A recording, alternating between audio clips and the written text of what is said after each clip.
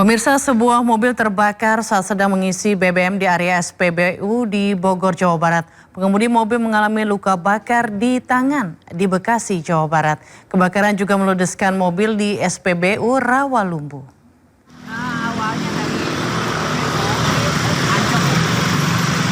Sebuah minibus terbakar di area SPBU Cemplang, Jalan Brigjen Saptaji Hadi Prawira, Kecamatan Bogor Barat, Kota Bogor, Jawa Barat, Minggu pagi. Belum diketahui penyebab kebakaran. Kebakaran diawali munculnya api dari sisi kiri minibus yang sedang mengisi BBM jenis Pertalite. Api kemudian membesar hingga membakar kendaraan. Kebakaran ini mengakibatkan sopir mengalami luka bakar di bagian tangan. Sementara itu api berhasil dipadamkan menggunakan APAR dan 3 unit mobil pemadam kebakaran. Ternyata yang terbakar itu 1 unit minibus yang sedang mengisi BBM, kemudian terjadi percikan api di bagian mesin, kemudian karena sedang mengisi BBM, api cepat menyambar dan mengakibatkan kebakaran 1 unit mobil, kemudian api menyambar ke dispenser unit pengisian BBM, 2 dispenser kena. Udah telepon kantor. Nanti dikonfirmasi mau ke sini. Sementara sebuah minibus ludes terbakar usai mengisi angin di area SPBU Sepanjang Jaya, Rawalumbu, Kota Bekasi, Jawa Barat pada Minggu siang. 3 penumpang yang berada di dalamnya selamat setelah berhasil keluar dari minibus. Diduga kebakaran disebabkan hubungan pendek arus listrik dari mesin minibus. Kobaran api dapat dipadamkan 1 jam kemudian setelah 3 mobil dinas pemadam dan kebakaran Kota Bekasi diterjunkan ke lokasi. Polisi telah meminta keterangan saksi dan pemilik mobil. Kasus ini dalam penanganan petugas Polsek Rawalumbu dan Polres Metro Bekasi Kota. Dari Bogor dan Bekasi, Jawa Barat, Rahmat Hidayat, Andi Firmansyah, Anyus melaporkan. Akibat lampu bohlam meledak, 2 rumah di Kota Parepare, Sulawesi Selatan terbakar. Pemilik rumah histeris saat kobaran api menghanguskan seluruh bagian rumah. Kepulan asap tebal muncul dari rumah warga di Kelurahan Watang Soreang. Angin kencang disertai material rumah mudah terbakar membuat api cepat membesar menyambar 2 rumah. Akses rumah warga sempit memperlambat proses pemadaman. Kebakaran akibat bohlam lampu meledak.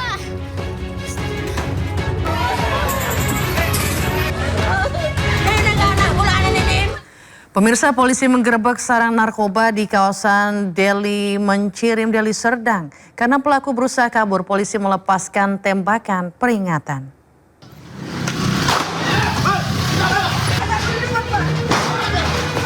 Satres Narkoba Polrestabes Medan kembali menggerebek sarang narkoba di kawasan Sei Mencirim, Kabupaten Deli Serdang.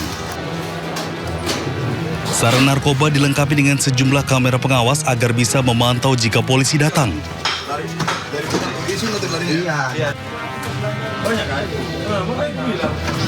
Polisi sempat meletuskan tembakan peringatan ke udara agar para pelaku tidak melarikan diri dari serangan petugas. 1 pria yang diduga sebagai pengedar narkoba yang sebelumnya berupaya kabur berhasil diringkus petugas. Di lokasi penggerebekan, petugas menyita sejumlah barang bukti narkoba, puluhan alat hisap, timbangan elektrik, hingga 2 mesin judi dindong. Adanya alat komunikasi ataupun HT sebagai pengawal ataupun penjaga tempat ini supaya tetap steril ataupun tidak bisa disentuh oleh aparat penegak hukum yaitu kepolisian. Dilengkapi juga dengan CCTV yang berada di 4 titik, yaitu di pintu masuk jalan utama sampai di titik ini yang disimpan di atas pohon, seperti teman-teman bisa lihat. Dan ini menunjukkan bahwasannya tempat ini begitu nyaman dan dikontrol oleh seorang bandar. Agar praktek serupa tak terulang, petugas pun kemudian menghancurkan dan membakar barak narkoba yang ada dan akan melakukan pengawasan di sarang narkoba ini. Jika nantinya praktek serupa kembali ditemukan, penggerbekan serupa dipastikan akan kembali dilakukan. Dari Deli Serdang, Sumatera Utara, Ahmad Ridwan Nasution, iNews melaporkan. Direktur Reserse Kriminal Umum Polda Sumatera Barat terlibat cekcok di jalan dengan pengemudi minibus. Insiden yang dipicu saling salib di jalan tersebut kini berujung pada pelaporan ke Bidang Propam Polda Sumbar.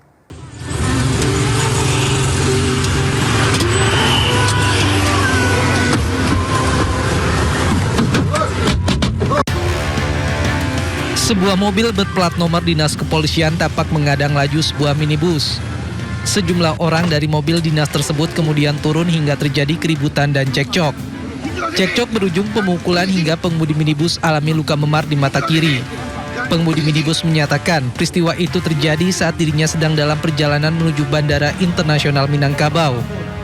Tak terima atas kejadian yang dialaminya, korban melaporkan kasus itu ke Bidang Propam Polda Sumatera Barat.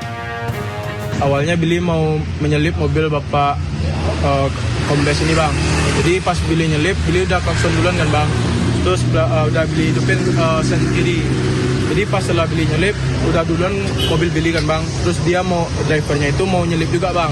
Jadi pas mau nyelip tuh ternyata drivernya ini kaget bang. Terus tiba-tiba Billy diberhentiin. Tiba-tiba langsung ngeroyok berempat orang. Pihak Polda Sumatera Barat membenarkan adanya insiden tersebut dan Internal Propam masih melakukan pemeriksaan mendalam. Ada salah satu mobil berplat merah ini menyalip dari sebelah kiri, kemudian membahayakan kepada mobil yang dikendarai oleh salah satu personil Polda Sumbar. Tapi namun informasi ini tentu seperti yang disampaikan diperintahkan Pak Kapolda tadi akan didalami, akan dilakukan tindak lanjuti oleh Kabid Propam Polda Sumbar seperti apa kejadian sebenarnya. Peristiwa ini berlanjut ke proses pemeriksaan. Polda Sumatera Barat menyatakan hasilnya akan menentukan ada atau tidaknya pelanggaran dalam insiden tersebut. Dari Padang, Sumatera Barat, Budi Sunandar, iNews melaporkan. Seorang juru parkir liar ditangkap polisi usai memalak pengendara sepeda motor di kawasan Jembatan 5, Tambora, Jakarta Barat. Dari tes urin, pelaku sempat mengajak korban berduel, ternyata pemakai narkoba. Nggak usah dipelelarin. Lu malak? Lu malak, gak usah mukul lu. Gue minta lu gue minta karcis. Seorang juru parkir liar terlibat cekcok dengan pengendara motor di kawasan Pasar Mitra Jembatan 5, Tambora, Jakarta Barat. Pelaku meminta uang parkir namun tak diberikan oleh pengendara motor. Pelaku yang kesal sempat mendorong korban dan mengajak berduel. Duel aja mau gue yuk, jangan duel. Lu aja ribut. Ayo duel sini. Muka lu buka. Duel. Muka buka. Duel. Lu mukul. Duel, ayo. Dorong. Duel. Berbekal barang bukti aksi premanisme dan pemalakan, korban melaporkan kasus itu ke Polsek Tambora. Pelaku ditangkap tim Tiger Polsek Tambora di lokasi yang sama saat pelaku melakukan aksi premanisme disertai pemalakan. Diketahui pelaku merupakan juru parkir liar dan meminta uang parkir sebesar Rp5.000 dengan menggunakan karcis kadaluarsa. Dari hasil tes urin, pelaku juga positif mengonsumsi narkoba jenis sabu. Untuk pelaku yang diamankan itu dia menggunakan karcis yang sudah kadaluarsa. Yang sebelumnya dia sudah ada surat izin dari Dishub, namun surat tersebut sudah mati dan tidak diperpanjang, jadi digunakan untuk parkir. Pelaku kini berada di Polsek Tambora untuk menjalani pemeriksaan lebih lanjut. Dari Jakarta, Miftahul Gani, iNews melaporkan. Akibat melakukan penyerangan, 9 remaja di bawah umur diamankan polisi di Makassar. Busur panah dan ketapel jadi barang bukti. Polisi menangkap 9 remaja pelaku penyerangan di Jalan Todo Puli 2, Makassar. Penangkapan dilakukan setelah para pelaku melakukan penyerangan 2 hari berturut-turut. Busur panah, ketapel, serta 2 sepeda motor pelaku jadi barang bukti. Polisi menyelidiki motif penyerangan pelaku.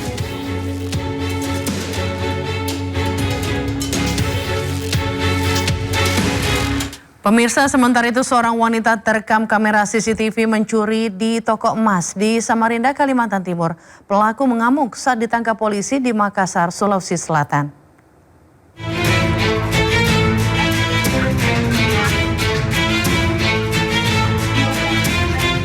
Inilah detik-detik pelaku saat mengelabui karyawan toko, mengambil gelang emas seberat 50 gram.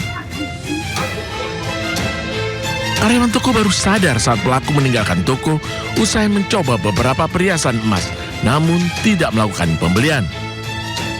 2 bulan proses pencarian, tim Jatanras Polrestabes Makassar bekerja sama dengan Jatanras Polres Samarinda berhasil membekuk pelaku di sebuah kamar apartemen bersama WNA di Panakukang, Kota Makassar. Pelaku, Andi Mesyaro, 49 tahun, dalam proses penangkapan melakukan perlawanan ke aparat, mengamuk ke awak media yang meliput. Pelaku merupakan residivis tindak pidana serupa.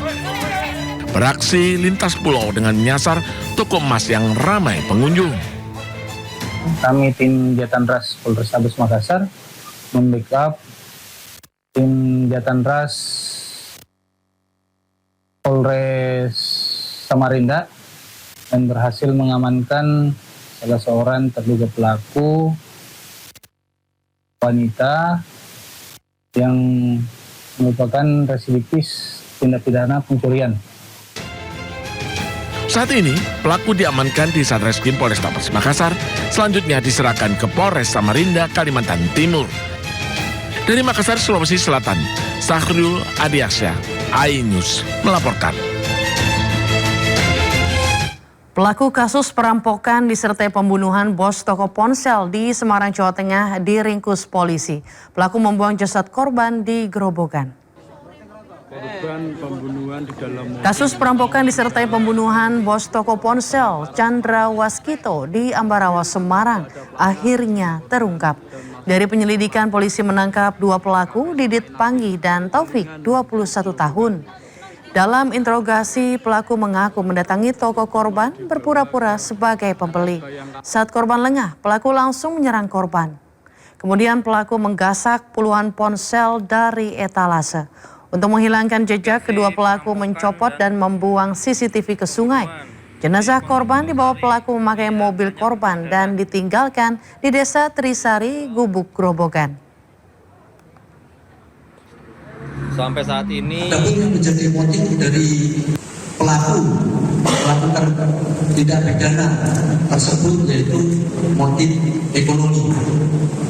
Barang bukti yang diamankan yaitu 1 unit kendaraan roda 4 Honda Jazz yang merupakan milik korban, kemudian 53 unit telepon genggam yang ditemukan di Pemirsa, pelaku jambret lansia pedagang kue keliling ditangkap polisi. Pelaku mengaku uang hasil kejahatan dipakai untuk membeli sabu dan bermain judi online.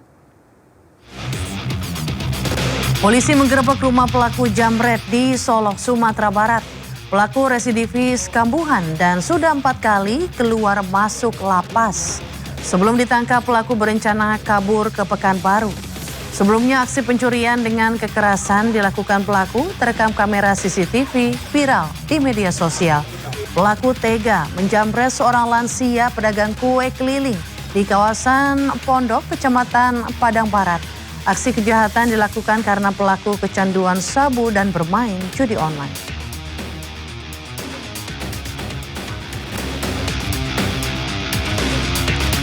Polisi menangkap 5 pelaku penyekapan dan pelecehan seksual terhadap seorang karyawan bank keliling di Kabupaten Tangerang, Banten.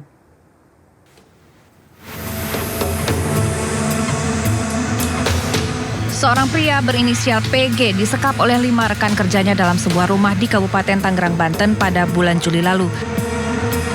Wajah korban babak belur karena diduga sebelumnya mendapatkan tindakan kekerasan yang dilakukan sejumlah pelaku sesama karyawan bank keliling. Selain mendapatkan kekerasan fisik, korban juga dilecehkan secara seksual dan direkam.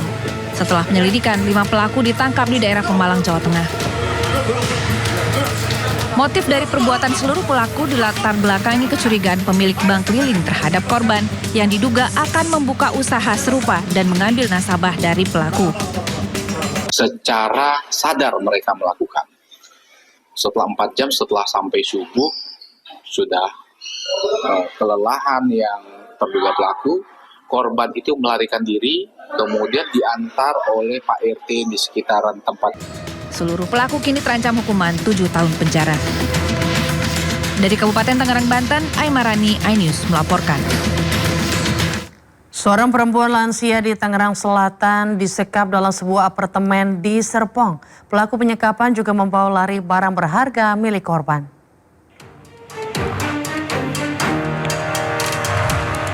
Kamera pengawas merekam seorang nenek bernama Ivon memasuki sebuah apartemen di kawasan Serpong bersama beberapa rekannya. Rencana beristirahat bersama usai menjalani bisnis ternyata hanya modus dari pelaku. Saat Ivon sedang berada di dalam kamar mandi, pelaku justru menguncinya dari luar. Rekan-rekan Ivon membawa kabur sejumlah barang berharga hingga mobil milik korban. Korban akhirnya bisa membebaskan diri setelah meminta pertolongan dari petugas keamanan apartemen yang sedang patroli. Mungkin di apartemen situ security-nya bolak-balik mondar-mandir barangkali untuk kontrol, kami nggak tahu, tapi saya ketok-ketok. Akhirnya ya mereka datang menanyakan dari lubang kunci, ada apa ini Bu? Aku bilang saya terkunci, tolong dibuka. Akhirnya kunci pintu didobrak. Yang diambil oleh pelaku handphone, surat-surat berharga, dan kendaraan mobil. Kami dari pihak kepolisian Polsek Serpong sudah melakukan pemeriksaan terhadap korban. Pihak berwajib kini mencari keberadaan keseluruh pelaku. Dari Tangerang Selatan, Banten, Nunung Purnomo, iNews melaporkan. Seorang wanita Parubaya ditemukan tewas bersimbah darah di kamar rumahnya di Pekanbaru Riau. Sebelum ditemukan tewas, korban bertengkar dengan mantan suaminya.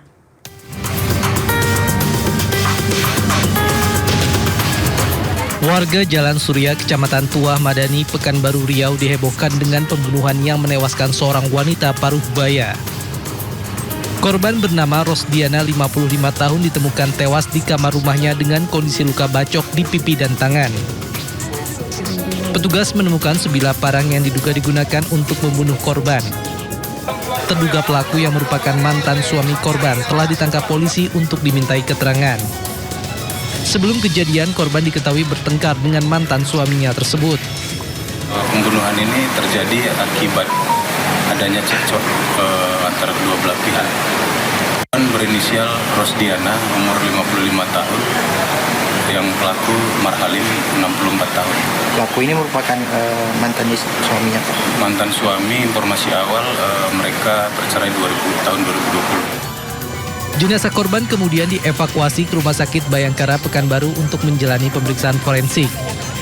Polisi masih memeriksa pelaku untuk mengungkap motif di balik pembunuhan. Dari Pekanbaru Riau, Indra Yoserizal, iNews melaporkan. Pemirsa, polisi menangkap pelaku pembunuhan nenek berusia 80 tahun di Wonangan, Pasuruan. Sebelum kabur, pelaku sempat menggasak perhiasan korban. Dari kamera CCTV SPBU, pelaku pembunuhan hendak melarikan diri ke Jawa Tengah. Pelaku melepas spion dan melepaskan plat nomor agar tidak terlacak polisi. Namun polisi tetap berhasil melacak pelaku. Dari hasil penyelidikan, pelaku telah merencanakan pembunuhan pada korban warga Wonangan, Pasuruan. Pelaku sempat berbohong dalam pemeriksaan, mengaku dirinya membunuh korban karena ingin menguasai perhiasan emas milik korban.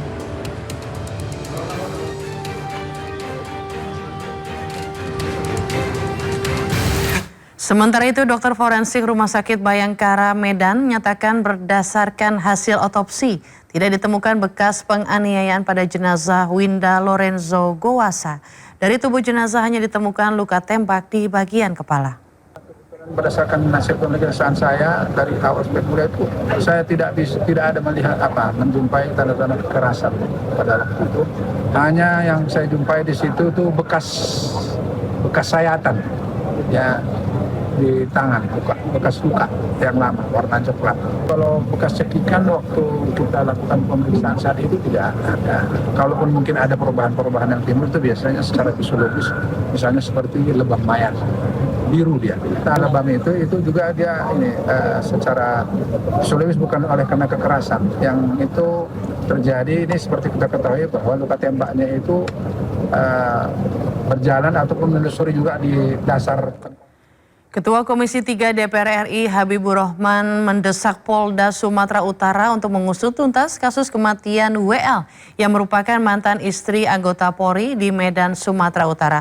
Menurut Habibur Rahman, pihak keluarga korban menemukan kejanggalan dan keraguan atas kasus tewasnya WL. Komisi 3 mendesak Polda Sumatera Utara termasuk Polresta Medan beserta seluruh jajaran yang menangani perkara ini untuk mengusut tuntas perkara ini secara transparan. Jangan ada sedikit pun fakta yang ditutup-tutupi dan jangan membuat kesimpulan yang sembarangan apalagi tergesa-gesa. Proses penyelidikan dan penyidikan harus dilakukan secara objektif, profesional serta berbasis pendekatan ilmiah. Kami, Komisi 3 DPR RI, akan mengawal kasus ini. Kami juga akan memanggil pihak Polda Sumatera Utara, pihak Polresta Medan, serta keluarga korban pada hari Selasa yang akan datang untuk melakukan rapat dengar pendapat umum. Assalamualaikum warahmatullahi wabarakatuh.